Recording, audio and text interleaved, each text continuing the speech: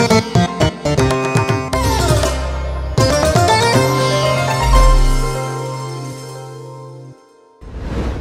लोकांनो, तू कसा आहेस? ठीक आहेस का? आनंदात आहात का? हे ठिकाण खूप सुंदर आहे का? ओमान देशातील मस्कत शहरातून मी तुमच्याशी बोलत आहे.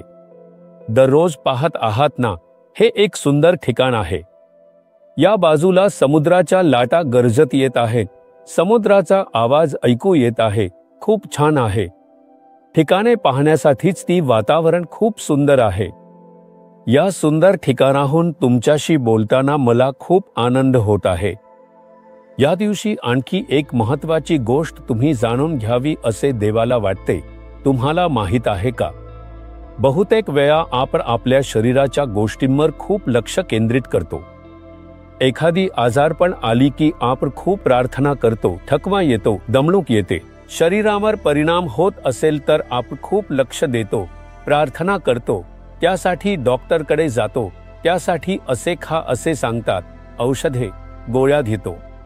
हे सगळं आपण करतो शरीरासाठी. पुढची एक गोष्ट, जगासाठी पुढची गोष्ट म्हणजे आपण खूप काळजी घेतो. काम, उत्पन्न, घर, आपली जीवनशैली यावर खूप लक्ष देतो. हे सगळं सोडून खूप महत्त्वाचं म्हणजे तुमच्यात एक अदृश्य आत्मा आहे. हा आत्माच देवाशी संपर्क साधण्यासाठी आणि परमेश्वराशी एकरूप होण्यासाठी आहे. मदत करणारा एक आत्मा देवाला शोधतो, देवाविषयी उत्कटता बाळगतो, देवाशी असलेल्या एकतेची आपल्याला जाणीव करून देतो. त्यावरच खूप लक्ष केंद्रित करायला हवं. त्यासाठी वेद पुस्तकात स्तोत्रसंहिता अध्याय 19 वचन 7, परमेश्वराची शिकवण अतिशय योग्य आहे. ती देवाच्या लोकांना शक्ती देते. हे वेद वचनच मी तुम्हाला शिकवतो. मी स्वतःच्या मतांबद्दल बोलणार नाही. त्यामुळे काय फायदा आहे उगाच बोलून? त्यामुळे काय इच्छा आहे ते विचारणे चांगले आहे, पण हे वचनच आपल्याला जिवंत करते, बळकट करते. हे परमेश्वराचे वचन आहे. आता आपले शरीर मजबूत राहण्यासाठी अन्न खावे लागेल. सकाळपासून काहीही खाल्ले नाही तर संध्याकाळी शरीर आपोआपच अशक्त होईल. अशा प्रकारे थकून जाईल. मग काहीतरी खा. खाल्ल्यावर लगेचच जणू काही जीव परत आला आहे असे वाटते, जणू काही पुनरुज्जीवित झाल्यासारखे. यासारखेच देवाचे वचन हे आत्म्याचे अन्न आहे. ते का वाचू नये आणि त्यावर मनन का करू नये? तुमचा आत्मा अशा प्रकारे थकून एके दिवशी मरून जाईल आणि पाप त्यात प्रवेश करेल. म्हणून त्याला फळ हवे आहे. पापाचा प्रतिकार करण्यासाठी फळ हवे आहे. देवाशी एकरूप होण्यासाठी फळ हवे आहे. हे फळ देणारे म्हणजे परमेश्वराचे वचन आहे. मग हे वचन अपूर्ण आहे असे कोणीही म्हणू शकत नाही. ते परिपूर्ण आहे. त्याचप्रमाणे आपल्या आत्म्याला पुनरुज्जीवित करण्याचे कार्य करते.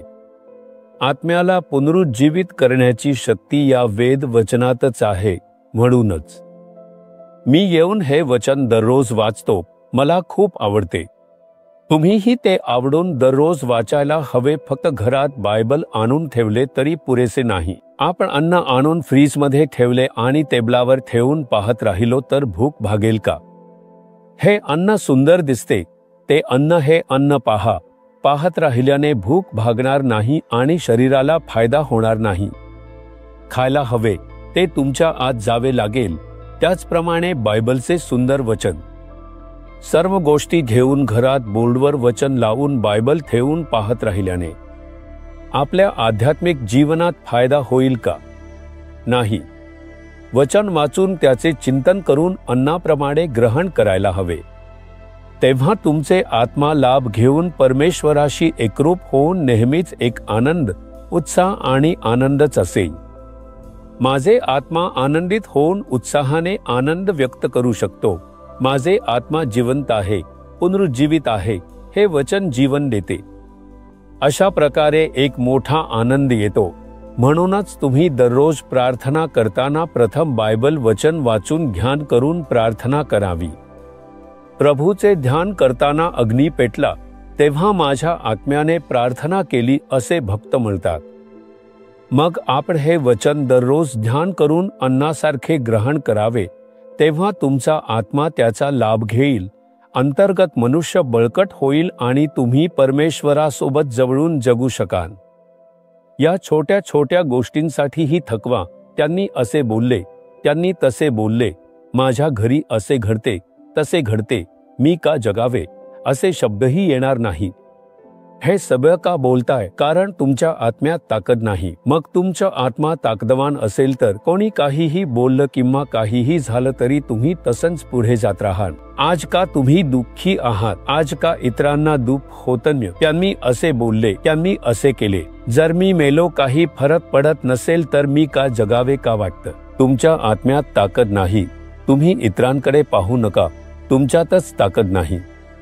मग तुम्ही अन्न ग्रहण केलं नाही, वेदवचनांचा ध्यान करून ग्रहण केलं असतं तर. तुमच्या आत्म्यात ताकद असेल तर मग हे शब्द तुमच्या तोंडातून येणार नाही. मरण झालं तर चांगलं, मी सगळ्यांच्या आधी जाऊन पोहोचेन, असे शब्द तुमच्या तोंडातून येणार नाही. मी परमेश्वरासाठी जगेन, परमेश्वर माझ्यासोबत आहे, मी सर्व काही मात करेन. काय करता येत नाही, संघर्ष पुढे सरकणार नाही असे म्हणण्याचे धाडस कोण करते? सांगा तुम्हाला समजले. मग काय करायचं? शास्त्रवचनाच्या रूपातील अन्न ग्रहण करायचं. आज सांगा, प्रभू, तुमचे वचन अपूर्ण नाही. तुमचे वचन माझ्या आत्म्याला पुनर्जीवित करू शकते. तुमच्या शास्त्रवचनाचा ध्यान करून मी प्रार्थना करतो, ते ग्रहण करण्यासाठी मला कृपा द्या. थकवा दूर करत आहात, तुम्हाला धन्यवाद. या दिवसापासून शास्त्रवचन ग्रहण करून मी नवीन सामर्थ्यासह जगण्यासाठी समर्पित करतो. येशूच्या नावाने, आमेन, आमेन.